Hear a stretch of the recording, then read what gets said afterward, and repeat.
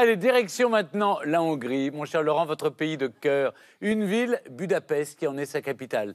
Budapest, c'est d'abord le Danube, avec sur la rive gauche la ville haute, Buda, et sur la rive droite, eh bien, Pest, qui est la ville basse. Donc, de manière incontournable, la basilique Saint-Étienne, évidemment, de Pest, c'est là où se passait le couronnement des rois de Hongrie. Palais de Budavar, le château historique des rois de Hongrie.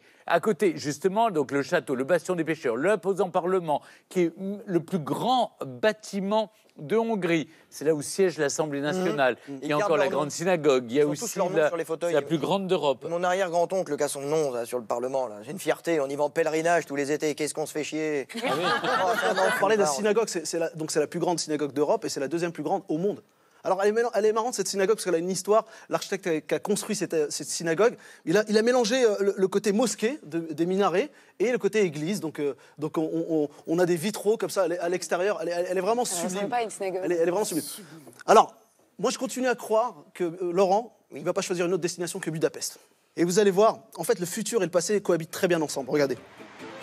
On appelle Budapest la perle du Danube. Ses rives sont classées au patrimoine de l'UNESCO, mais moi, quand j'ai traversé ce fleuve, j'ai surtout retrouvé un peu de Paris avec le pont de la Liberté, inspiré par Gustave Eiffel. Juste derrière, je découvre le marché couvert de Budapest, élu en 2013 meilleur marché du monde. Il y a une surface à peu près de 60 000 mètres carrés. Il y a 90% de marchands qui sont là, qui vendent de la charcuterie, du chou farci, du poisson, on a vu ça. Franchement, c'est un marché qui est hallucinant et avec des prix très, très raisonnables.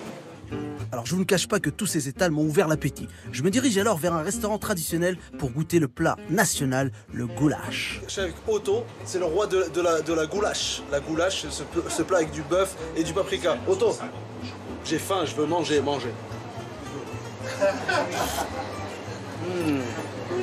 Very nice, Otto. Yes, good.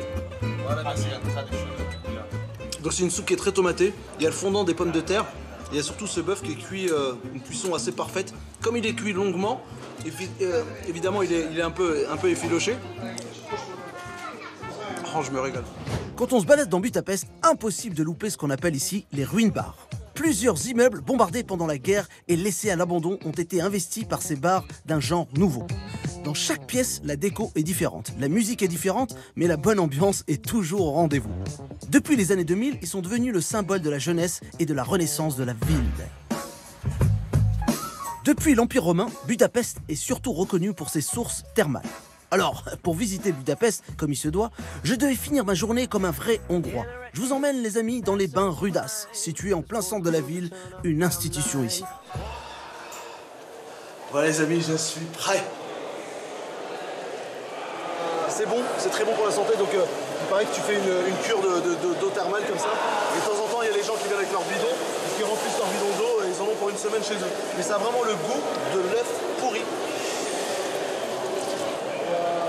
Je vais me mettre dans le bain. Alors là, l'eau, elle est à 42 degrés, les amis. Tu mets un œuf et cuit direct.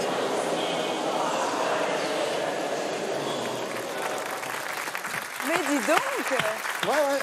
Là, vous avez payé de votre personne. Ah, moi, j'y suis allé, moi je suis en immersion à chaque fois que je vais dans un pays. Mouillé, là, vous êtes mouillé. Même là, si vous voulez, j'enlève. Il a gardé son maillot quand même. J'ai aucun problème. Noé, c'est vrai que tous les jours, les Hongrois vont au bain. C'est vrai que c'est une tradition, une vraie tradition pour les Hongrois, les bains. On n'imagine pas la vie sans les bains, en fait. Si vous allez en Hongrie et que vous n'allez pas dans les bains, c'est comme si vous veniez à Paris et que vous n'allez pas voir la Tour Eiffel. Enfin, on est vraiment très attachés. Alors, même si nous n'avons pas la mer, contrairement à Malte, mais nous avons plus de 500 sources à Budapest et donc qui sont exploitées vraiment, dont on se sert pour se sentir bien, pour se rencontrer, pour sortir, pour jouer aux échecs, pour...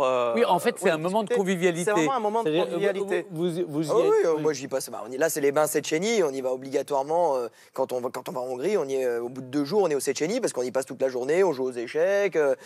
Et les bains d'ailleurs, ferment vers 21h. Ça change de caisse et ça devient vraiment une discothèque géante. Tout le monde est en maillot de bain, ça mixe. En maillot de bain. Ah ouais, en maillot de bain. C'est une grande fête jusqu'à 1h ou 2h du matin. Vous connaissez à Saint-Tropez, oui, c'est ça. Stéphane, vous connaissez ça bien, Saint-Tropez, Ibiza. Donc c'est vraiment connu pour ça. c'est vraiment absolument génial. Vous n'avez même pas à choisir entre faire la fête et vous baigner. Vous pouvez faire les deux en même temps, 2 en 1, c'est super. Eh bien, super. Merci beaucoup, Abdel. Merci, Noé.